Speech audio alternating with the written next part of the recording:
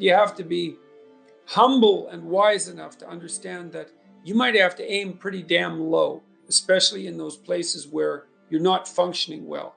And it might be so embarrassing that you can't bring yourself to fathom that that's actually who you are. You need the loss of that arrogant ego because it's precisely what's interfering with your movement forward. It's part of the adversarial process, mythologically speaking, that stops moral progress. You're too proud of who you think you are to notice what you're like so that you could change properly. You don't want to sacrifice that part of yourself. It's probably associated with some delusion that helps you maintain a positive, although very fragile self-image, in the absence of genuine effort. It's not to be recommended. So, you know yourself by watching and paying attention. It's not thinking exactly. It's not imagination. It's watching like you're a snake. Because a snake watches like cold-bloodedly with no emotional reaction, just to see what's there. It doesn't allow what is wanted or desired to interfere with what is observed. So you watch yourself like that, as if you don't know who you are. Well, that's the beginning. And then you challenge yourself continually to see how far past yesterday you can push today and tomorrow, and to continually experiment with expanding the domains not only of your competence, but of your ability to increase that competence. The upper limit to that is proportional to the moral effort that you put into it. The more that's guided by the highest of all possible visions, right? The alliance with the highest of all possible conceivable good. The more it's accompanied by truth in speech and action, the more you will develop your potential. And I believe that potential to be as unlimited in the upward direction, more unlimited in the upward direction than it is unlimited in the direction that brings people to the political and social hells that so often characterize the world that we inhabit. And so you also, I suppose, have to be willing to undertake that as an adventure, because it's a hell of a thing to bear that kind of responsibility. It takes a person out of the ordinary. It takes them out of themselves. But there's deep meaning to be had in it, and there isn't anything better that you can do. There's this old idea that you go into the abyss. It's an idea that you can gaze into the abyss. You gaze long, and what you find in the abyss is a monster. That's the dragon at the bottom of the abyss, let's say. That's Satan himself, for that matter.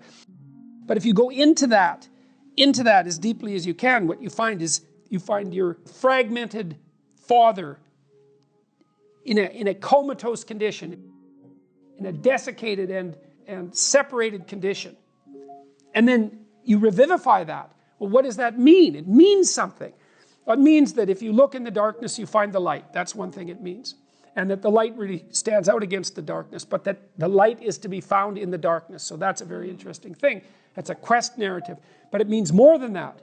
It means something fundamental. So we know, for example, that if you take yourself out of your current state of predictability and safety, and you put yourself in a new situation, you'll learn, right? You'll incorporate new information. So that's a cognitive issue. But that isn't all that happens. What happens is that new genes turn on within you and code for the production of new proteins. And that happens neurologically. New parts of you turn on. And so the idea is that if you can move yourself out into the world and push yourself out against a maximum array of challenges, more and more of you turns on. And then the question would be, well, what would you be if all of you that could be turned on was turned on? And the answer would be, you would be the resurrection of the ancestral father. That's what you would be. And so that's why Christ says, I am the way and the truth and the life, and no one comes to the Father except through me. What that means is that if you take on the unbearable burden of being voluntarily, then that transforms you into the ancestral father. And that's true. And so that's unbelievably optimistic. It's so interesting because it's dark beyond belief. Well, the world is characterized by suffering and by malevolence of a depth that's virtually beyond comprehension. But if you choose to comprehend that, what you discover in that is the light that destroys the darkness. And that's really something to discover. There isn't a discovery that's more profound than that. That's the search for the Holy Grail or the Philosopher's Stone, all of that. If you actually want something, you can have it. Now the question then would be, well, what do you mean by actually want? And the answer is that you reorient your life in every possible way to make the probability that that will occur as certain as possible. And that's a sacrificial idea, right? It's like, you don't get everything. Obviously.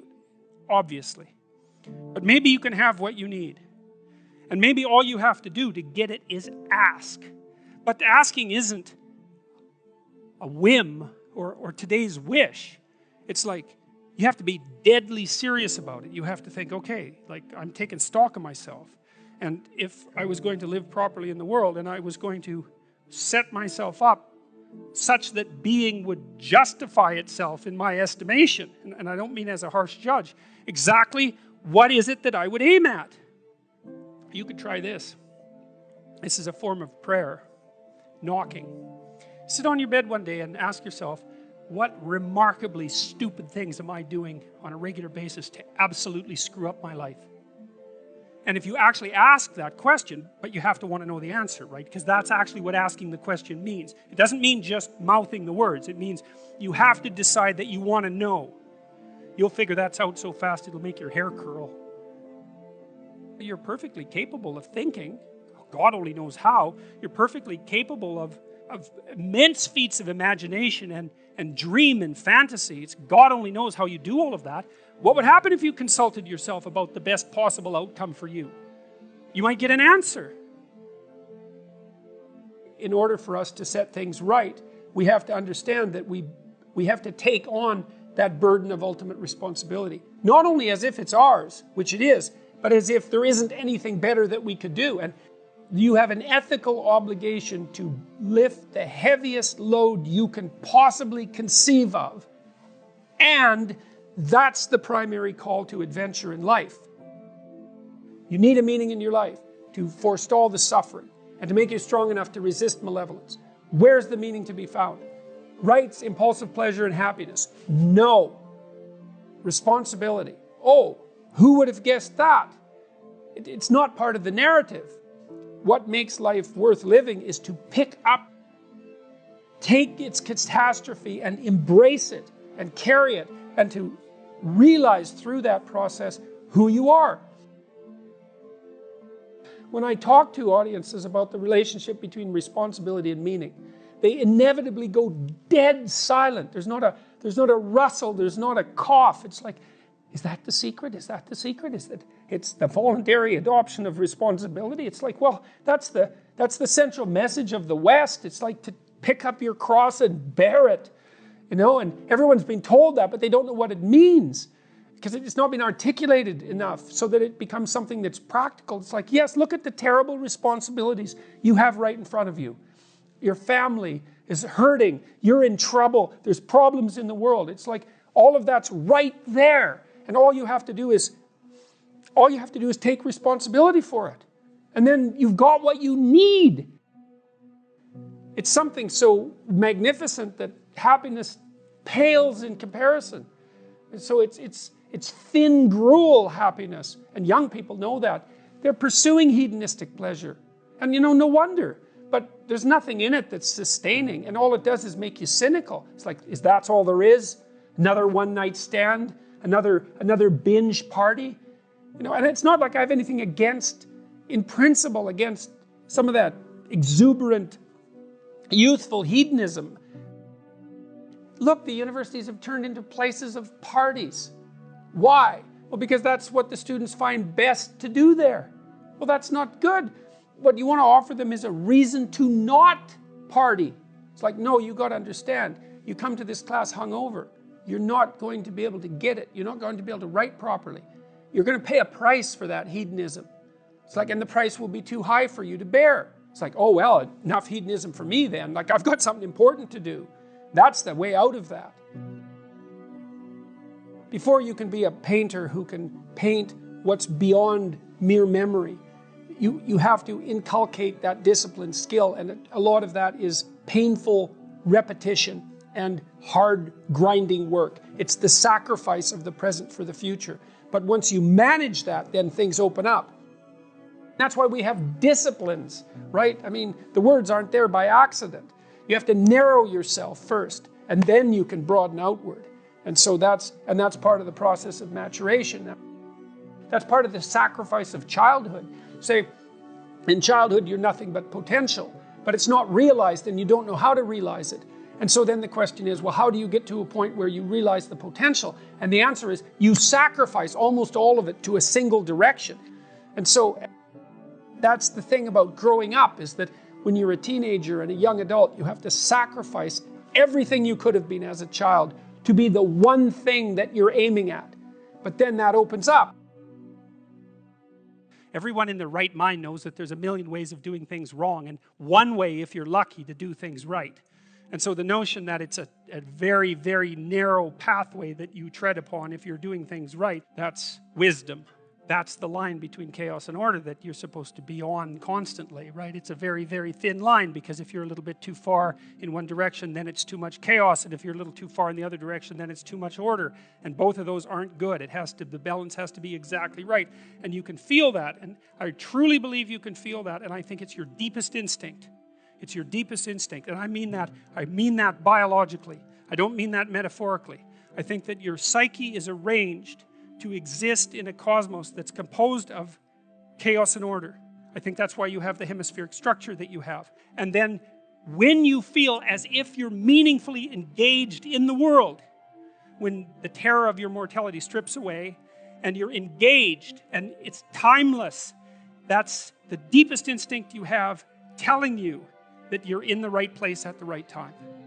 And then what you do is practice being there. Practice being there. And that's that narrow spot that's so difficult to find. You wander around it. Maybe if you're lucky, you can watch. You can watch. This is an experiment.